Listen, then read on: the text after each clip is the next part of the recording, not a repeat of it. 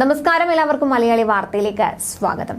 അയോധ്യയിലെ ശ്രീരാമക്ഷേത്രത്തിലെ പ്രാണപ്രതിഷ്ഠാ ചടങ്ങിന് ശേഷം ദർശനത്തിനെത്തുന്നവരുടെ വൻ തിരക്കാണ് അനുഭവപ്പെടുന്നത്. പ്രാണപ്രതിഷ്ഠ കഴിഞ്ഞ് 2 ആഴ്ചയോട് അടുക്കുമ്പോൾ അയോധ്യ ശ്രീരാമക്ഷേത്രത്തിൽ പ്രധാനപ്പെട്ട പല്ലക്കുത്സവം നടക്കുകയാണ്. പല്ലക്കുത്സവത്തിന് പഞ്ചവാദ്യ അകമ്പടിയുമായി കേരളത്തിൽ നിന്നുള്ള 12 അംഗ സംഘമാണ് എത്തിയത്.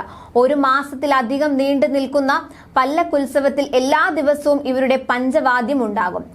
രാമജന്മഭൂമി ട്രസ്റ്റിയും ഉടുപ്പി പേജാവർ മഠാധിപതിയുമായ വിശ്വപ്രസന്ന തീർത്ഥ സ്വാമിയുടെ ക്ഷണത്തിലാണ് കേരള സംഘം അയോധ്യയിലെത്തിയത്.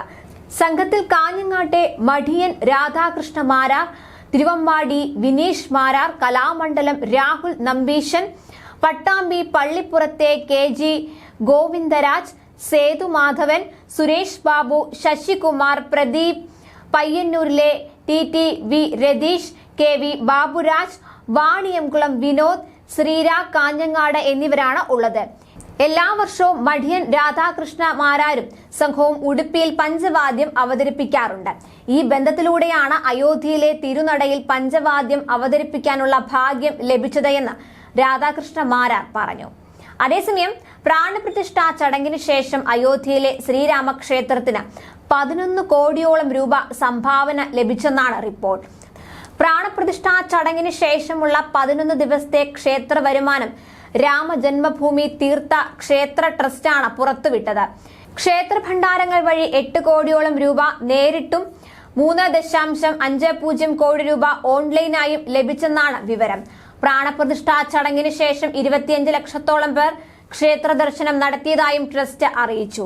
ക്ഷേത്രത്തിലെ ശ്രീകോവിലിന് സമീപമുള്ള ദർശന പാതയിൽ 4 വലിയ ഭണ്ഡാരങ്ങൾ ഭക്തർക്ക് സംഭാവന സമർപ്പിക്കാനായി നൽകിയിട്ടുണ്ടെന്നും കൂടാതെ ക്ഷേത്ര കൗണ്ടറുകൾ വഴിയും സംഭാവനകൾ നൽകാമെന്നും ക്ഷേത്ര ഓഫീസ് മേധാവിയായ പ്രകാശ് ഗുപ്ത പറഞ്ഞു.